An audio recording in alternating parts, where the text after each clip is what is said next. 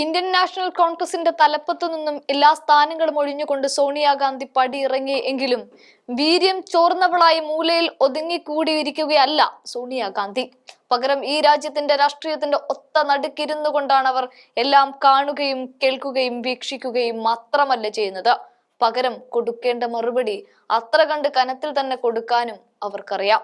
അതുകൊണ്ടാണ് അധികാര കസേരയ്ക്കപ്പുറത്ത് വീര്യം ചോർന്നവളല്ല സോണിയ എന്ന് പറയാനും കാരണം. ഇന്ദിരാഗാന്ധിയുടെയും രാജീവ് ഗാന്ധിയുടെയും ഭരണം കണ്ടും കൊണ്ടും അറിഞ്ഞുമാണ് സോണിയ ഗാന്ധി ഇന്ത്യൻ നാഷണൽ കോൺഗ്രസിന്റെ അമരത്തേക്ക് വന്നത്.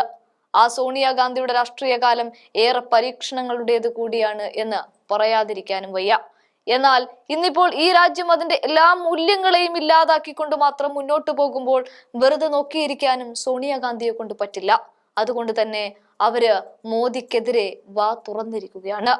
ഭർത്താവും ഭർത്തൃമാതാവും കൊല്ലപ്പെട്ടതാണ് എന്ന തികഞ്ഞ ബോധ്യമുണ്ടാകുമ്പോഴും തന്നെ കാത്ത് എന്താണ് ഇനി നടക്കാൻ പോകുന്നത് എന്ന് പോലും സോണിയ ചിന്തിക്കുന്നില്ല.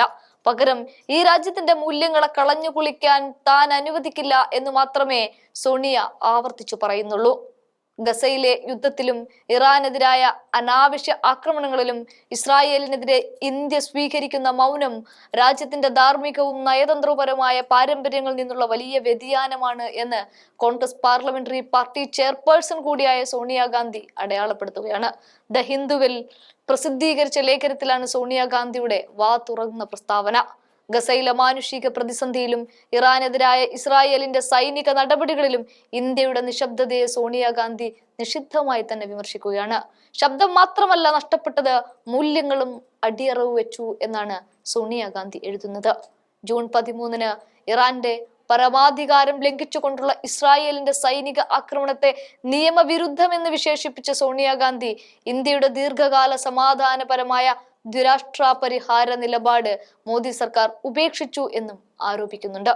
ഗസയിലെ യുദ്ധം മനുഷ്യത്വത്തിന്റെ പരീക്ഷണമാണെന്ന് വിശേഷിപ്പിച്ച അവർ ഈ പ്രതിസന്ധിയിൽ ഇന്ത്യ തന്റെ നയതന്ത്ര ശക്തി ഉപയോഗിച്ച് നീതിക്കും സംവാദത്തിനും വേണ്ടി ശക്തമായി നിലകൊള്ളണമെന്നാണ് ആഹ്വാനം ചെയ്യുന്നത്. ഇറാനുമായുള്ള ഇന്ത്യയുടെ ദീർഘകാല നയതന്ത്ര ബന്ധങ്ങൾ കൂടി സോണിയാഗാന്ധി ഓർമ്മപ്പെടുത്തുന്നുണ്ട്.